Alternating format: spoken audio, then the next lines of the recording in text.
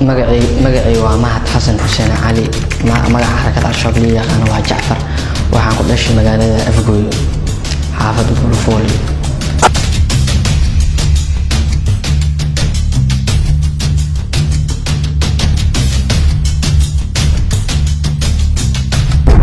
asqalaha aadam ma soo qaaday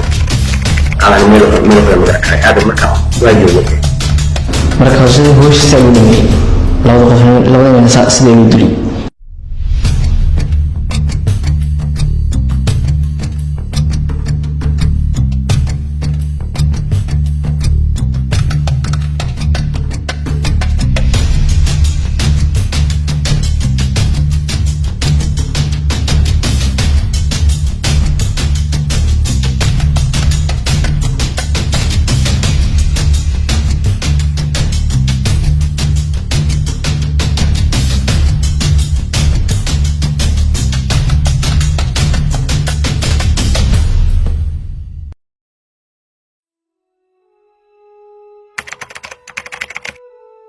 inkastoo ay si isdaba joog u bedelaan qorshaha ay ku dhagrayaan shacabka Soomaaliyeed ay shirqoolka la goobayaan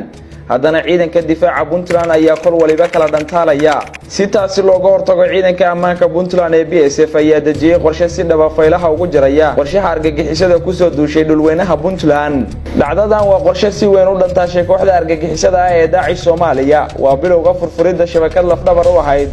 fulinta qorshahooda iyo gumaadka ummadda muslimiinta ee ku nool Puntland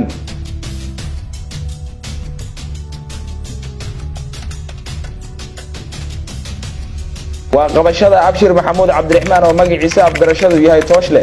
Abshir waa lafdhabarta kooxda Daesh Soomaaliya ee ka dagaalanta buuraha Calmiskaad waxaana uu qaabilsanaa dejinta qorshayaasha kooxdaasi ee ku soo galaan gudaha magaalooyinka gobolka Bari Abshir Maxamuud Cabdiraxmaan Tooshle inta uu san ka mid noqon ururka Daesh waxa uu ka mid ahaa ururka Al-Shabaab waxaana uu si toos ah ula shaqeyn jiray Cabdulqaadir Muumin oo xilligaasi ka mid ahaa ururka Al-Shabaab kadib inta uu soo noqon horjoogaha guud ee ururka Daesh Soomaaliya Abshir Tooshle ayaa gacanta ciidanka ammaanka Puntland soo galay taariikhdu markay ahayd 6 bishii January sanadkii 2011 isagoo aeroboortka magaalada Boosaaso ka dhoofinaya xaaska Cabdulqaadir Muumin hayeeshee Abshir ayaa gacanta ciidamada amniga Puntland ka baxsaday isagoo xilligaasi u doodayeen odayaal ay hayb qabiil wadaagaan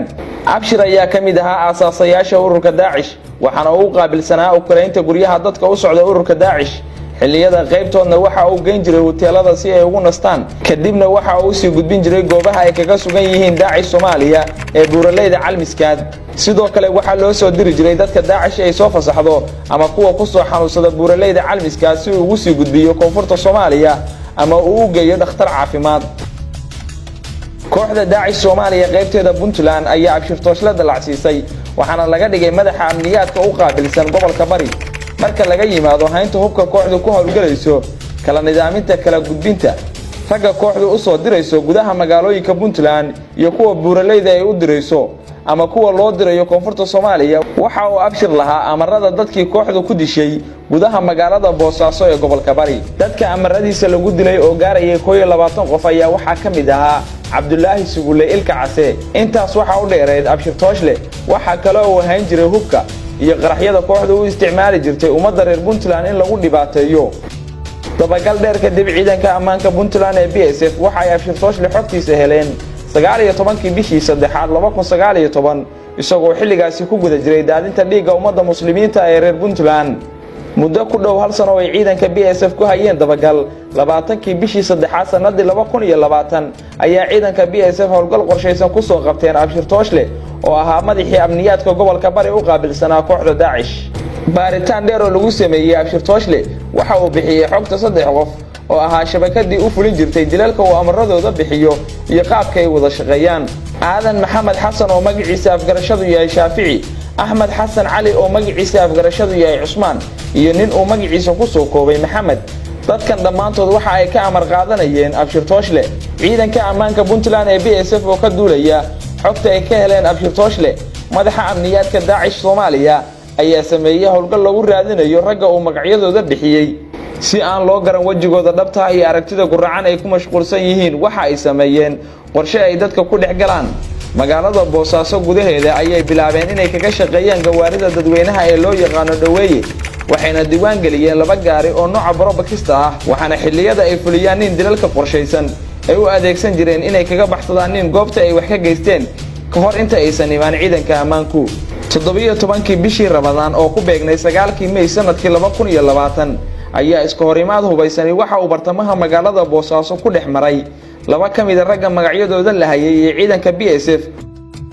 howlgalkaasi waxa ku dhintay Axmed Cali Xasan oo magaciisa afgarashadu yahay Cismaan waxaana ciidanku isaga oo dhaawac ay gacanta ku dhigeen Aadan Maxamed Xasan oo magaciisa afgarashadu yahay Shaafici ciidamadu sidoo kale waxa ay gacanta ku soo dhigeen gaarigii raggan ay wateen oo ay saaran yihiin 4 qarax oo u diyaarsanaa in isla maalinka la adeegsado iyo 2 qori oo AK47 baaskoolado iyo rasaas aadan ka hor inta uusan ku biirin kooxda Daesh waxa uu ka soo mid noqday kooxda Al-Shabaab sanadku markuu ahaa 2013 bilowgiisii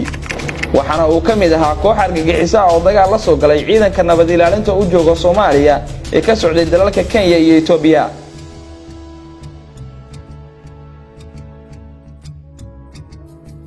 aadan waxa uu mar noqday madaxa amniyaadka gobolka Bari ka hor inta aan lagu bedelin Tooshle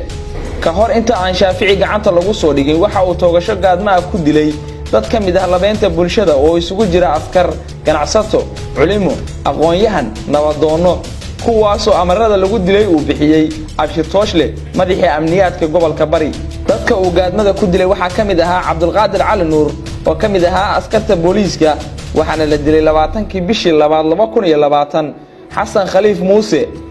waxa la dilay 4 bishii 2020 Jaamac Khuurshi Aadan oo la dilay 22 bishii 2020 Jaamac waxa uu ahaa gudoomiyihii hore ee degmada Qandala Abshir Maxamuud Ibrahim oo ay dileen argagixisadu taariikhdu markay ahayd 12 bishii 3 2020 Saleebaan Axmed Shire oo ka mid ahaa shaqaalaha wasaaradda maaliyadda Puntland waxa argagixiye Shaafici uu dilay taariikhdu markay ahayd 17 bishii 3 2020 Faarax Maxamed Muuse oo ka tirsanaa waaxda cashuuraha bariga waxa uu arxan laawe Shaafici oo ka amar qaadanaya Tooshle ku toogtay 29 bishii 3 2020 gudaha magaalada Boosaaso Cabdixakiin Maxamed Cumar waxa uu ka mid ahaa ciidanka dawladda hoose waxaana la dilay 20 bishii 2019 Cabdicasiis Jimcaale Cali waxa uu ka tirsanaa ciidanka BNBF waxa la dilay 6 bishii 5 2019 Cumar Maxamed Cumar waxa uu ka tirsanaa ciidanka daraawiishta waxa la dilay 7 bishii 5 2019 Sharmaarke Maxamed Waabari waxa uu ka tirsanaa ciidanka booliiska waxaana la dilay 20 bishii 5 2019 Xasan Maxamuud Argax waxa uu ka tirsanaa ciidanka booliiska waxaana la dilay 2 bishii 7 2019 Xamari Qodax waxa uu ka tirsanaa ciidanka booliiska waxaana la dilay 3 bishii 7 2019 Xasan Maxamed Garas waxa uu ka tirsanaa ciidanka daraawiishta waxa la dilay 12 bishii 7 2019 Cumar Maxamuud Xaaji Yuusuf waxa uu ka tirsanaa ciidanka dawladda hoose ee Boosaaso waxa la dilay 9 bishii 2020 Xasan Khaliif Muuse waxa uu ka tirsanaa ciidanka shaqaalaha dawladda hoose waxa la dilay 4 bishii 2020 Cabdulqaadir Cali Nuur waxa uu ka tirsanaa ciidanka booliiska waxa la dilay 20 bishii 2020 Cumar Maxamed Yuusuf waxa uu ka tirsanaa ciidanka laag waxa la dilay 25 bishii Abriil 2020 Cabdulqaadir Axmed Jaamac waxa uu ka tirsanaa ciidanka booliiska waxa la dilay 27 bishii Abriil 2020 docda kale shabakadan ka tirsan ururka Daesh waxa kale oo ay bartilmaameedsanayeen kooxda ay isku aragtida ka yihiin daadinta dhiigga islaamka ee Al-Shabaab waxaana bartamaha magaalada Boosaaso uu Shaafici ku toogtay Cabdiraxmaan oo ka tirsanaa amniyaadka Al-Shabaab ee magaalada Boosaaso oo uu ku dilay iskooska Xalwa Banaadir ee Boosaaso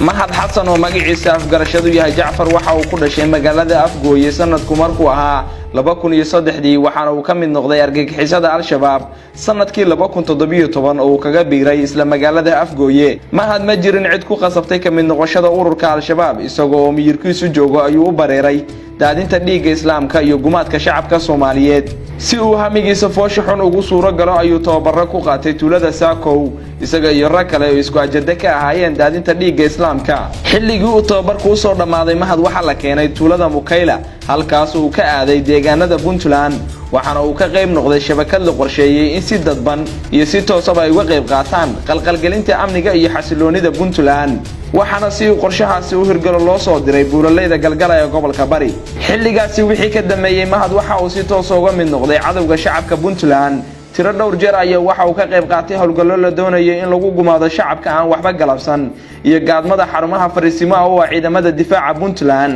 lagartii ugu horeysay ee uu mahad ka qayb qaatay ayaa noqotay weerar lagu qaaday fariisin ciidanka difaaca Puntland ay ku leeyihiin deegaanka Afurur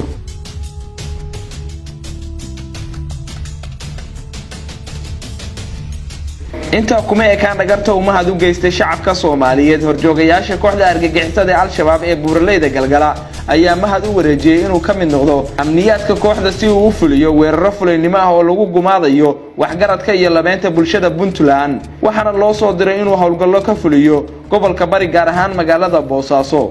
lagarqabe mahad si aan loo garan waxa uu deegaan ka dhigtay xire ay degan yihiin dadka barakacayaasha ah si uu uga guuleysto qorshihiisana uga fushado isagoo ka tirsan ururka gumaadka shacabka Soomaaliyeed ee al-shabaab waxa uu bilaabay dilal arxan darro oo lagu beegsaday ganacsatada Puntland waxa kale oo bumbooyin ku tuuray bara control ay leeyihiin ciidamada difaaca Puntland mahad isagoo kaashanaya Cabdixaliin oo ka tirsan amniyaadka al-shabaab waxa kale oo ka qayb qaatay shirqoolkii lagu dilay Paul Antonio Formoso oo ka tirsanaa shirkadda DP World ee maamusha dekedda magaalada Boosaaso mahad waxa uu gurigiisa ku yaala kaamamka barakacayaasha dhanka bari ee magaalada Boosaaso uu dejiyay oo muddo kula noolaa gacan ku dhiiglihii dilka geystay waxaana uu muddadaasi ka caawinayay sidii uu magaalada u kala baran lahaa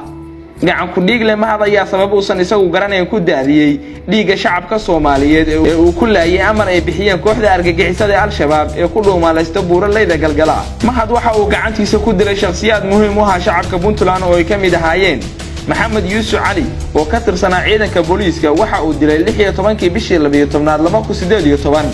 yaasiin axmed cali oo ka tirsanaa ciidanka booliiska waxa uu dilay 20 bishii 12 2018 bucurda jaamac siciid oo ka tirsanaa ciidanka dhiiranta waxa uu dilay 28 bishii 12 2018 soolo aadan jaamac oo waxa uu ka tirsanaa ciidanka dhiiranta waxaana la dilay 28 bishii 12 2018 Paul Antonio Formoso oo ka tirsanaa shirkadda DP World ee maamusha dekedda magaalada Boosaaso waxa la dilay 4 bishii 2019 waxaana uu mahad gacan weyn ka geystay dilka Paul Antonio Formoso oo uu fududeeyay Shucayb Cismaan Caluula waxa uu ka tirsanaa ciidanka booliiska waxa la dilay 26 bishii 2019 Suldaan Bashiir Muuse Koonte oo ka mid ahaa isimada dubabka dhaqanka Puntland waxa dilay mahad iyo tiimkii la socday ee loo qorsheeyay inay fuliyaanin dilka Suldaan Bashiir Muuse Koonte oo ka mid ahaa isimada dhaqanka Puntland waxaana la dilay 8 bishii 3 2019 yaasiin maxamuud caduur oo ka tirsanaa shaqaalaha dawladda waxa la dilay 9 bishii 4 2019 cabdirashiid cali caynab oo ka tirsanaa ciidanka booliiska waxa la dilay 20 bishii 5 2019 siciid aadan baadi oo ka tirsanaa ciidanka birmadka waxa la dilay 24 bishii 5 2019 intii uu ku jiray falalka qalqalgelinta amniga Puntland waxa uu bumba gacmeed ku tuuray saldhigga Minjir xilli habeenimo ah waxa kale oo bumba gacmeed ku tuuray saldhigga dhexe ee magaalada Boosaaso mahad iyo tiimkiisa ayaa xilli habeenimo galiyay bartamaha magaalada Boosaaso taas oo loogu talagalay in lagu dhibaateeyo shacabka Soomaaliyeed iyo ciidanka laanta sirdoonka ciidanka difaaca Puntland ee BSF ayaa helay xogta dhagarqabe mahad oo xilligaasi qorsheynayay fulinta dilalka dad kale oo ka mid ah labeynta shacabka Puntland isla xilligaasi ciidanka difaaca Puntland ee BSF laanteeda ka jawaabista howlgallada degdega ah ayaa bartilmaameedkeedu noqday hoyga uu degan yahay mahad iyo la socoshada dhammaan dhaqdhaqaaqyada shabakadan abaarihii labadii duhurnimo ciidanka difaaca Puntland ee BSF ayaa mahad kala soo wareegay saldhigga Minjir isagoo ka mid ah dad ay soo qabteen roondada mahad ayaa ku dhex dhuumaalaysanayay shakhsiyaad looga shakiiyay inay wada shaqeyn la lahaayeen ururka al-shabaab mahad ayay ciidanka BSF xogtiisa heleen inuu ku xiran yahay saldhigga Minjir baaritaan dheer ay ku sameeyeen gurigiisa waxa la soo saaray qarax nooca dhulka la galiya ah oo uu ku qariyay meel ka mid ah qolkiisa oo uu qoday si aysan uga shakin cidda gurigiisa soo gasha ha yeeshee ciidanka difaaca Puntland ee BSF ayaa iyagoo kaashanaya khibradooda la dagaalanka argagixisada al-shabaab iyo dhagarta ay u maleegaan shacabka Puntland soo saaray qaraxaas oo ay doonayeen inay ku waxyeeleeyaan shacabka Puntland baaritaanka laanta dambibaarka ciidanka difaaca Puntland ee BSF ayaa mahad u sheegay inuu jiro nin kale oo lagu magacaabo Cabdixaliin Maxamed oo magaciisa afgarashadu yahay Cabdiraxiin oo ka mid ahaa shabakada ay ciidanku magacyadooda hayeen ha yeeshee kooxda argagixisada markii ay dareemeen in lagu daba joogo ay u bedeleen buuraleyda Galgala. Cabdixaliin Maxamed oo magaciisa afgarashadu yahay Cabdiraxiin kolkan waxa uu magaalada u soo galay isaga iyo kooxu hogaaminayo inay fuliyaanin dilka Ilaahay u naxariistay Suldaan Bashiir Muuse Koonte oo ka mid ahaa isimada dubabka dhaqanka Puntland. Nagarqabe Cabdiraxiin waxa uu horay dilal uga fuliyay gudaha magaalada Boosaaso, aaga suuqa caanaha, xalwa Banaadir iyo iskooska Al-Xarameyn. Cabdixaliin ayaa qirtay inuu ka mid ahaa kooxo isugu jira ismiidaamiyaal iyo kooxo loo qorsheeyay inay weerar ku qaadaan xabsiga weyn ee magaalada Boosaaso, taasi oo ay fashiliyeen ciidanka difaaca Puntland. waxaana goobtaasi ka baxsaday Cabdixaliin oo magaciisa afgarashadu yahay Cabdiraxiin. markii la buuxiyay gal dacwadeedka iyo cadeymaha argagixisanimo ayaa la horgeeyay maxkamadda ciidamada qalabka sida ee Puntland, waxaana maxkamaddu markii ay dhageysatay ku xukuntay labadoodaba dil toogasho ah. waxay maxkamadda dambiyada 5 gobol ku xukuntay eedeysane gacan ku dhiigle aadan maxamed xasan ina barray daahir muumin 28 jir dil toogasho.